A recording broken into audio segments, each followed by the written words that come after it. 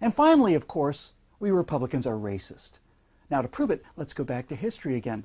Our Republican Party was founded in 1854 by anti-slavery, well, I guess they must have been anti-slavery racists who departed the Whig Party and opposed the pro-slavery Democrats.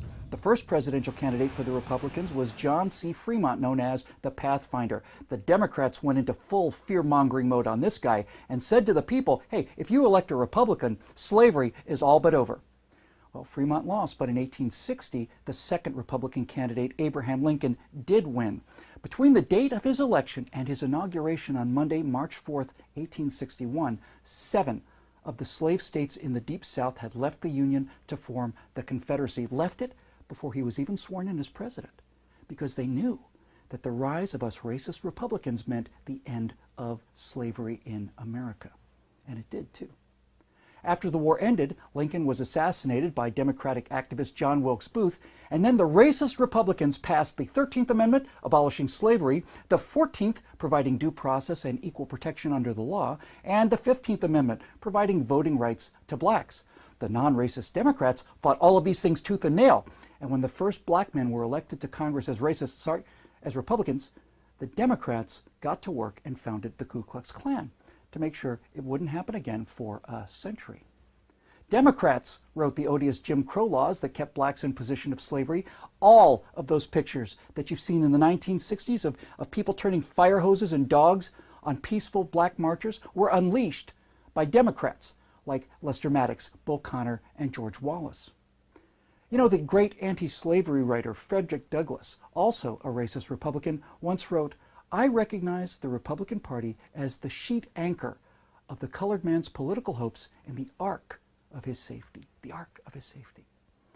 Now, of course, Democrats can't argue with this history, mostly because it's true, although that's not usually stopped them before. So, what they say to justify this century of shame is that right around the time that they themselves, modern Democrats, came along, the parties mysteriously switched sides. Sure they did.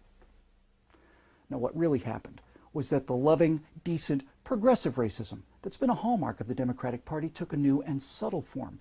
They invented a new way to keep black people on the plantation, working for them, like they used to. They gave them free food, free housing, and free medical care in exchange not for a harvest of cotton, but rather a steady annual bumper crop of votes. And the way that they did this was by telling black Americans that the Republicans that had fought and died for their freedom were in fact the real racists, because we were against these new shackles like affirmative action and entitlement programs that keep them perpetually bound to their Democratic masters. Well, it's true, we are against them.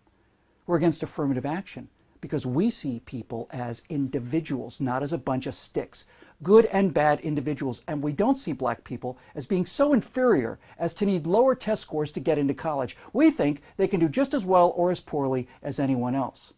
We so-called racist Republicans not only quote, but we actually believe the words of that great Republican who said that he had a dream that his 4 little children will one day live in a nation where they will not be judged by the color of their skin, but by the content of their character. We believe that there is a word for people who are used by other people and provided in return with free food, free housing, and free medical care, and that word is slaves. And the Republican Party was, is, and always will be the party that frees the slaves.